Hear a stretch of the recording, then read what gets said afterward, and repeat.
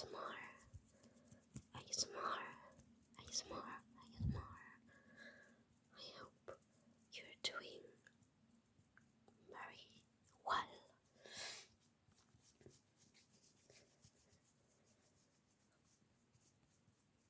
Welcome back to my channel. I know I haven't uploaded in extremely long time. As I always do. I just upload and then I stop uploading videos. But, and I think I mentioned this before, my purpose basically is giving back to a community that has given me a lot. Like giving back to the ASMR community in general. I'm not growing the channel, basically. I'm not interested in that. I mean, if it happens, that's great, you know. But yeah, I'm not that worried about that. So now I'm on holidays. I have a lot more time in my hands, and I just thought, why not record videos? Like you probably seen, I finally got around to editing a video that editing, basically just cutting down things that had to be left out, and that was it, and adjusting a little bit the audio, that was it. Well, that video was recorded back in January, I think, so imagine. But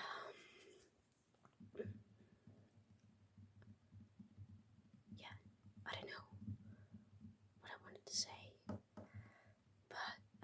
something else is that I'm very thankful for your support,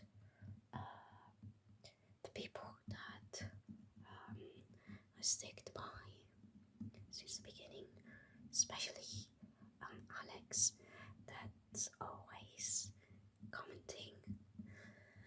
I really appreciate that. I really appreciate your support. Thank you. Also your kind words. And yeah.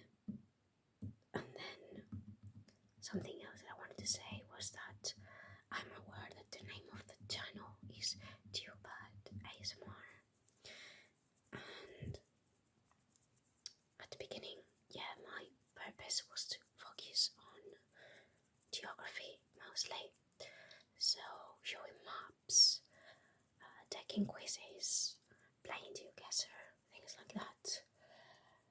But from day one, it wasn't just that. Geography is one of my interests, obviously, but it's not the only one, and I don't want to focus solely on that, as you can probably tell. So I don't know if I should change the name of the channel, but at the same time, I don't even know what would I name myself. So I'm probably going to keep it as it is for now. But yeah, so for today, I thought I could talk about some books that I've read lately, some of the books that I plan on reading this summer. I'm gonna give a shortish review on the books. I'm not the most strongly opinionated person out there, so don't expect a bold opinion. I'm really mildly opinionated in general, but yeah, I'll give you my thoughts on the books, and then I'll talk a little bit about the books that I plan on reading and why.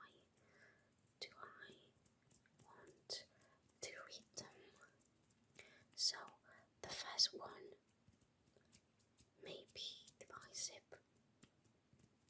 I don't know. I mean, if it's a bestseller, it's probably not divisive, but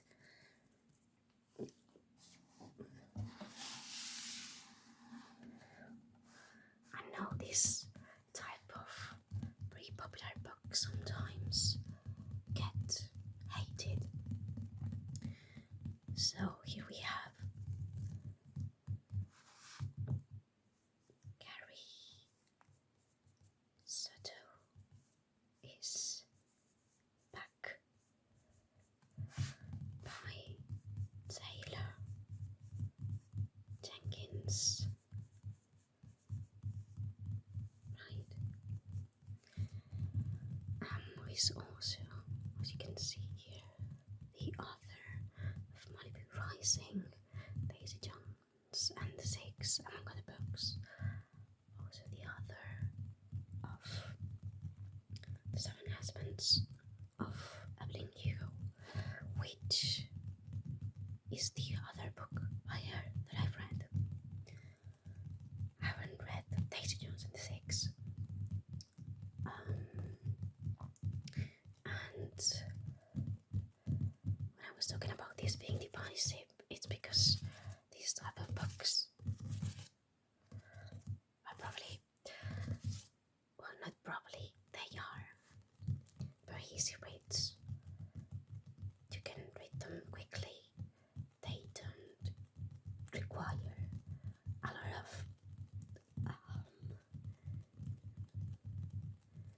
I don't know how to put this into words, not sound.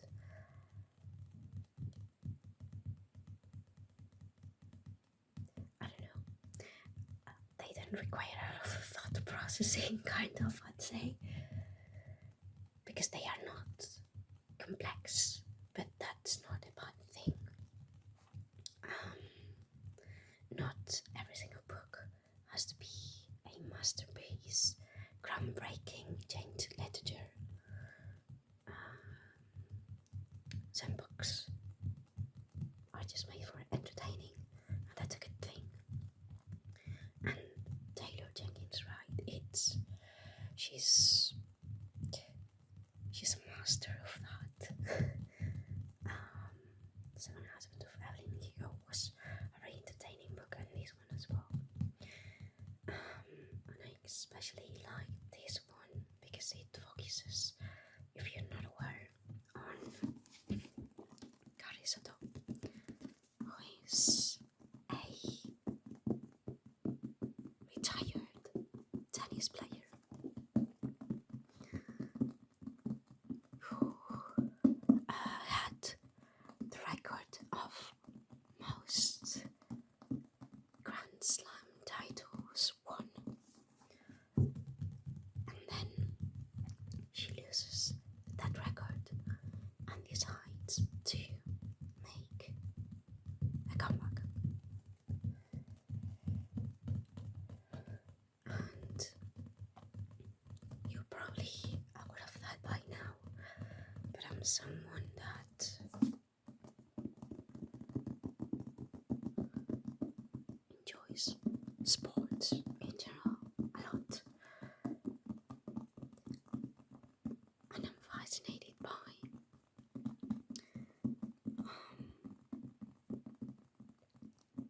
athlete stories, whether they are real or not. And this book just hits the spot. Carrie is a character you can probably tell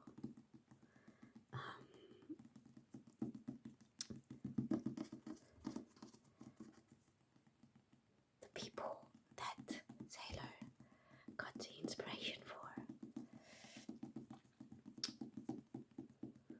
I mean, you can think about the Williams sisters, obviously, as tennis players, but many other athletes that when you think about them, you think about ambition, competition,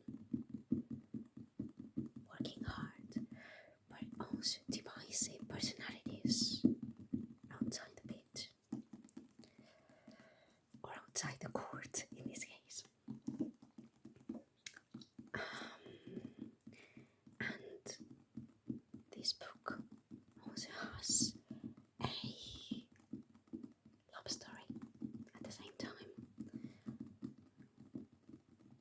So if you're not very keen on romance storylines, maybe this book isn't for you.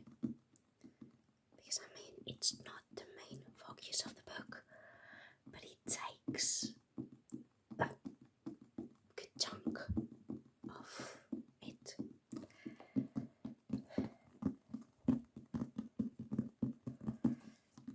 But like I've said, it's not the focal point. The focal point is basically Carrie and her ambition.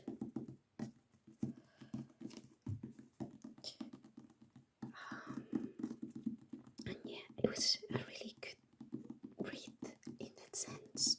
I was hooked from the beginning. I wanted to finish it as quickly as possible to know what happened. And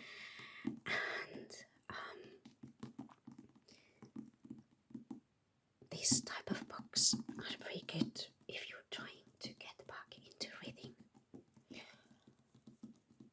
because they are so easy to read and they hook you immediately, and then you've already read a book again. So if you're having a hard time getting back into reading and you think that the classics are too heavy, they probably are. Don't be ashamed to pick a book like this, because they are still great stories, and you're doing an activity that you want to get back into. So there's that. Now we're moving on to something a little bit different. A non-fiction book.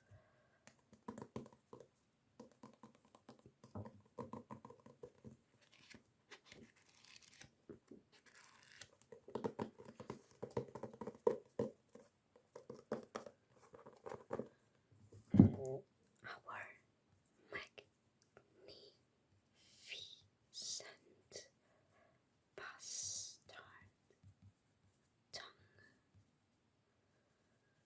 The untold history of English by John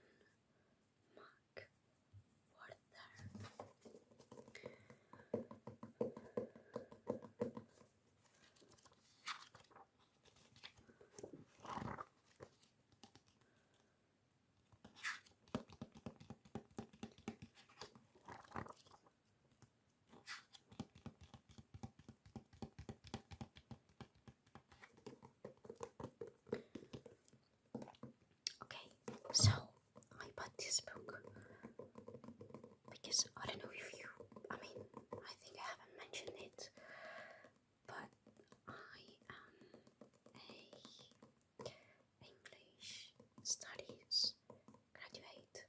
That's like linguistics and literature at the same time. And I'm not in academia or anything, but I'm still interested in many things that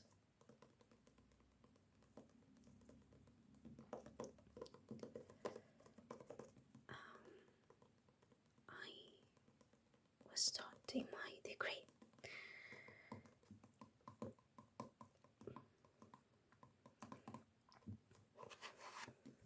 And this book is basically, as it says, about the history of the English language. And why is it so different from other, or basically from the other Germanic languages? So, historical linguistics. And yes, the history of the English language is fascinating, because English was influenced by.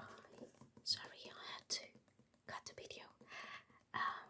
So the history of English was influenced by so many historical events that it makes it unique, basically. And the author talks about these events and how it influenced not only what's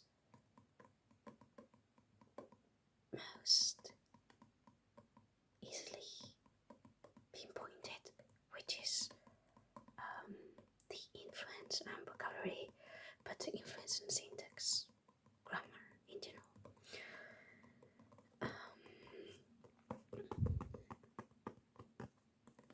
And if I'm not mistaken, it's divided into, let me see, what's the index?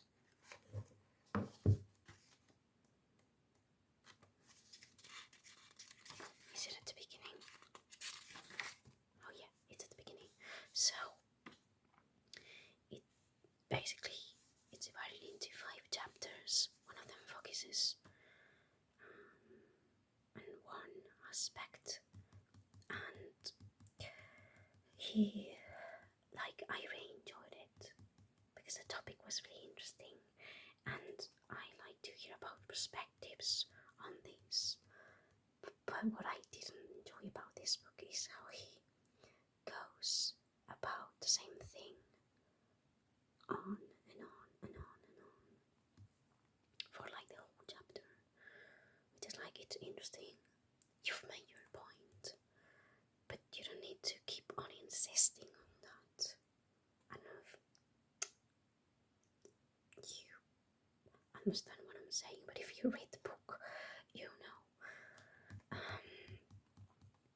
But like, if you're interested in historical linguistics, I would give it a read, because it's still, even if I didn't particularly enjoy how is it written, it's still a very interesting read, and it can broaden your ideas, even if you think that the author is mistaken by some of the facts he claims. I believe his background is social linguistics more than proper, in inverted commas, historical linguistics. That his focal point of research is the American vernacular, but still, I think it's an interesting read, and you can give it a try. It's not hard to read as someone that doesn't have a background in linguistics. I mean, I do a little bit, but it's simple enough for someone that's just interested.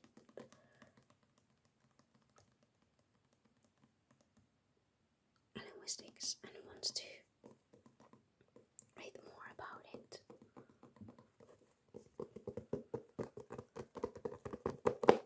Okay, now this is kind of a classic.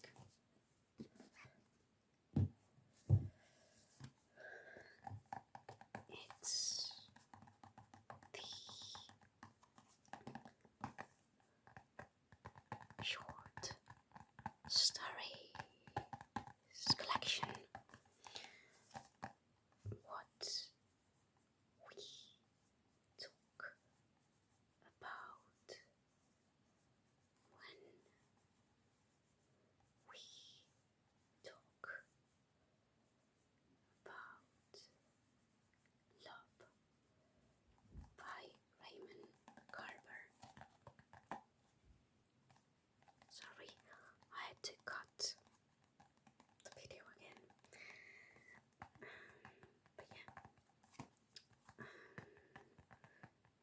this is what it is. It's a collection of short stories, and I don't know what else to say then. I mean, I read this in January, so I don't remember all of my thoughts, but I remember getting really emotional at some of them. It's something that the Carver does very well, and they are short stories, so it's easy to read. You can read one and then pick it up again.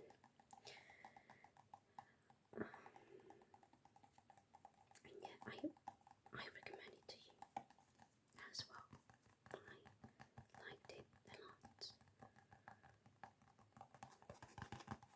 Okay, then we have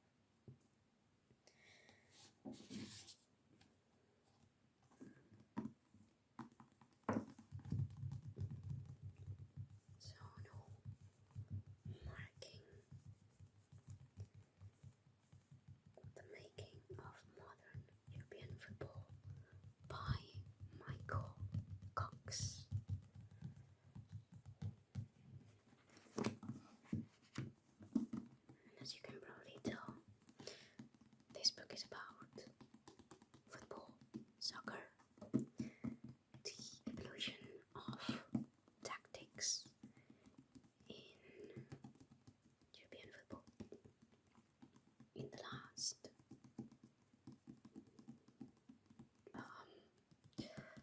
30 years. So its part focuses on nation that was the dominant nation in football at the time. So the first one, as you can see here at the top, was Holland or the Netherlands. And then the next one is Italy. Then we've got France, then Portugal, then Spain with the tiki-taka, Germany with gegenpressing, and then finally Michael Cox claims England. I mean, you could say that as the most important league is the Premier League, so for play.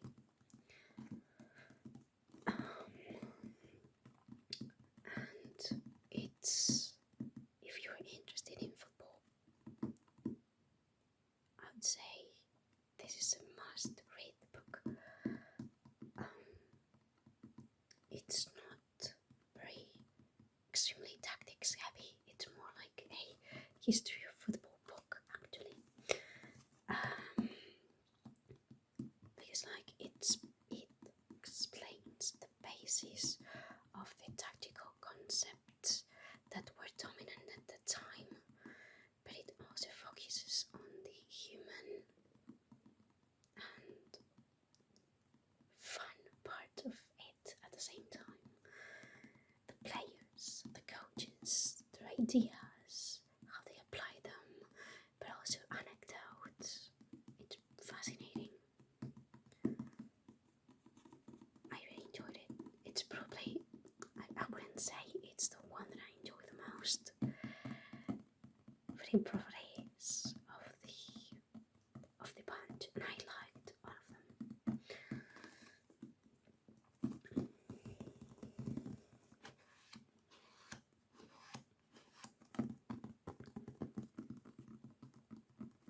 And then finally, this book is in Catalan, but I believe Spanish translation has come out last month. So if you want to read it and you know Spanish or Catalan, you can. It's not translated into English yet, like the other as a book translated into English, but not this one, because this one came out this year. And the book is called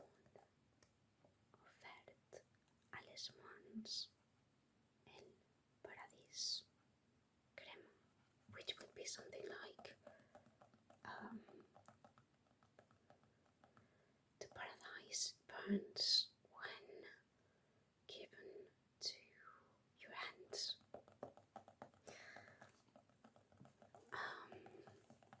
The other is Polwask. He's very young. I believe he's even younger than me. Yeah, 1 year younger than me. And I wasn't planning on buying this book. I was in Barcelona on a trip, and I went to a bookshop, and I was like, I'll buy something. I want to buy something. And I saw it, and I was like, this seems pretty interesting. I need to read it. And this is a very beautiful book. Very aesthetically beautiful. How is it written and what it tells? It's also very sad.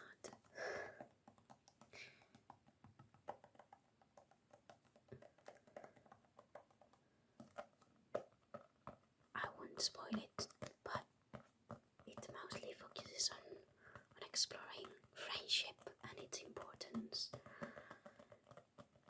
And it's set in a weird time.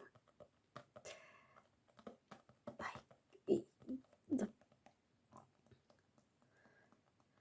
topic that it focuses on, one of them, you can trace it back in time, and then the other one is what's going on right now. So it's very difficult to pinpoint exactly when the action takes place, but that's the magic of this book. Conventions just go out. And let me show you. It has this postcard, which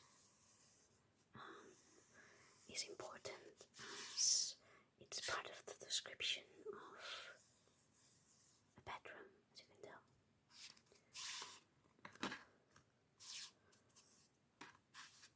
So, if you can read it, if you know Catalan and Spanish, I recommend it to you.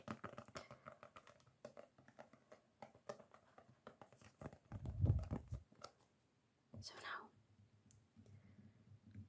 we're going to move on to the books that I plan on reading.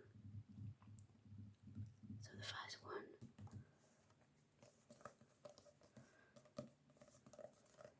is language and the brain, a slim guide to new linguistics by Jonathan R. Brennan. And like I've told you, linguistics in general is something that I'm sorry about that.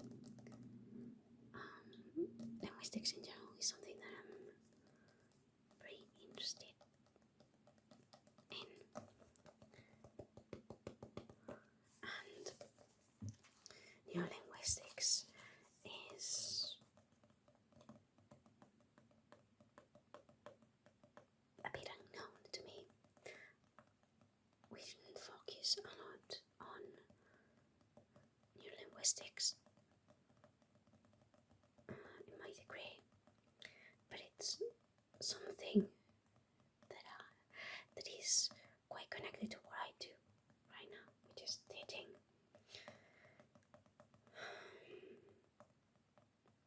At the end of the day, cognition and how we learn language and how we process it is fascinating. So I thought this book will probably allow me to understand this a little bit better, grasp some concepts, and then if I'm really interested, or I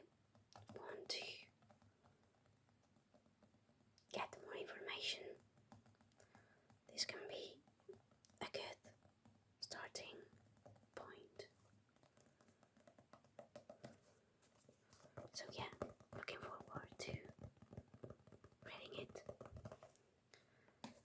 Then, okay, so this is the next one. This one is in Spanish, but originally, as you can probably tell, it is in Japanese. It is by Haruki Murakami.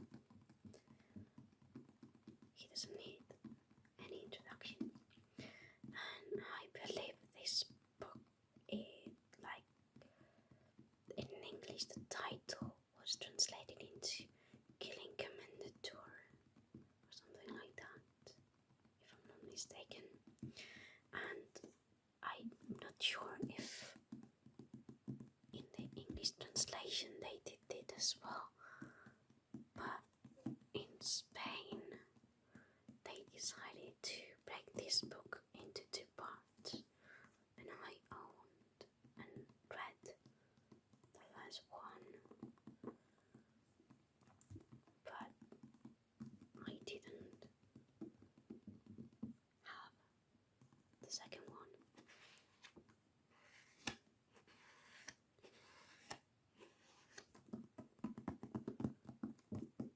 And I basically, that's the reason I want to end the book. I want to know what happened.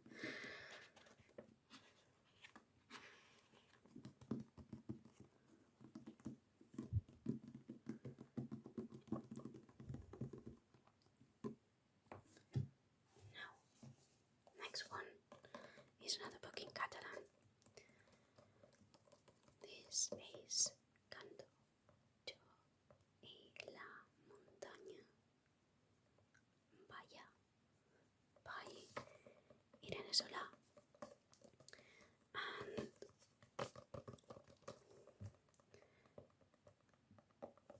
this is a hit in Catalan literature.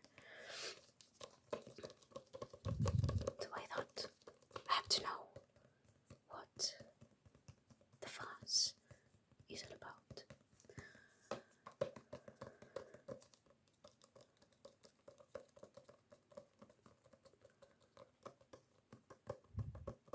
That's it. That's the reason. I don't even know exactly what it is about.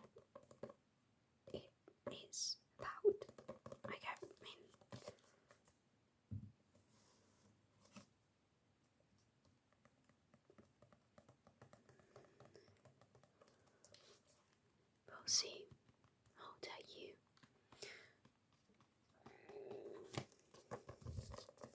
And then finally, this is a bit different. This book arrived with a cut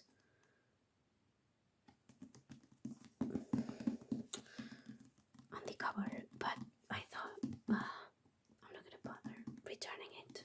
It's fine. This is Keith Haring journals. Keith Haring, the extremely well-known modern art artist.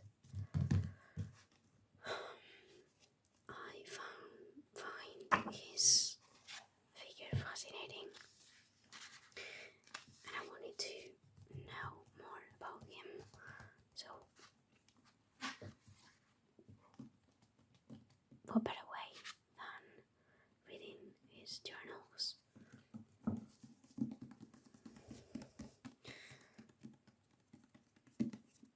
Reading journals is always very different from reading a fiction or other non-fiction books, because they are not intended to be read. Sometimes they are very mundane and boring, but that's the magic of it.